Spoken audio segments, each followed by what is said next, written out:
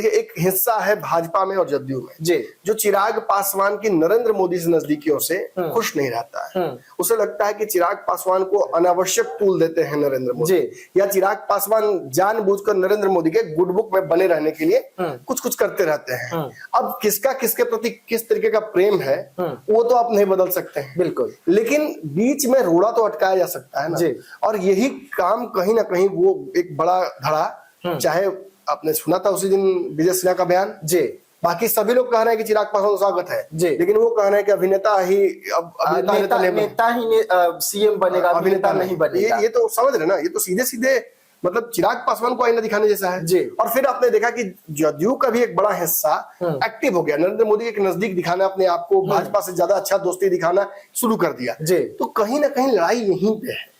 और चिराग भी वक्त से पहले इन चीजों को भाप लेते हैं। भाप इसलिए लेते कि दूध गला है, जी पार्टी सामने से टूट गई, जी मीडिया के हल्कों से उनको खबर मिलती रही कि चाचा आपके तोड़ देंगे पार्टी, लेकिन वो माने नहीं। और जब टूट गई तो अब इतना मतलब हाइपर एक्टिव हो गए, हाइपर प्रोटेक्टिव हो गए हैं, तो जो कि गलत नहीं है, जो कि बहुत सही है जी। लेकिन उस चक्कर में बार्गेन बहुत हाई हो गया। जी पार्टी ने सीधा सीएम की कुर्सी मांग ली, डायरेक्ट नहीं मांगा, घुमा कर, लेकिन मांग तो सीएम कुर्सी दी। बिल्कुल। और उसके चलते दबाव पड़ गया। 40+ सीटों की बात चल रही है, 40 सीट से कम नहीं लेंगे। जी तो ये चीजें अंततः कहीं ना कहीं मांगो तो वो भाजपा से ही रहे हैं, उनका दबाव तो भाजपा पर ही है इन चीजों के लिए। लेकिन मैं आपको उस दिन भी कह रहा था कि भाजपा पर दबाव होने के बावजूद डर अगर किसी को लगे तो वो जदयू है। जदयू को ये लगेगा कि अरे जो भी भाजपा देगी वो तो मेरे कोटे से भी काटेगी। जी चिराग पासवान को 40 सीटें या 50 सीटें या 100 सीटें कहां से, आसमान से मिल जाएगा।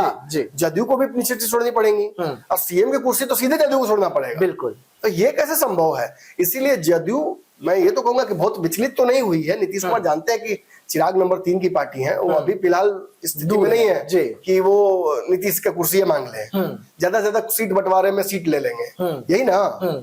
तो जदयू बहुत हिली हुई, नीतीश कुमार बहुत डरे हुए तो नहीं है, लेकिन इन डेवलपमेंट से और खासतौर पे जो जेपी नड्डा और इनकी मुलाकात हुई है, इसकी वजह से इनकी बेचैनी बढ़ गई है। जी खास तौर पे आप देखिएगा कि मतलब कल जेपी नड्डा से मुलाकात इनकी हुई। जी आपने देखा होगा कि उपेंद्र कुशवाहा भी काफी एक्टिव हो गए हैं। बिल्कुल। उनका मंथन शिविर चल रहा है वाल्मीकि नगर में। जी और उसमें भी उन्होंने लिखा क्या है कि हम आगे की रणनीति पर फैसला करने जा रहे हैं, मतलब एनडीए में रहेंगे या नहीं रहेंगे इसको लेकर फैसला करने जा रहे हैं।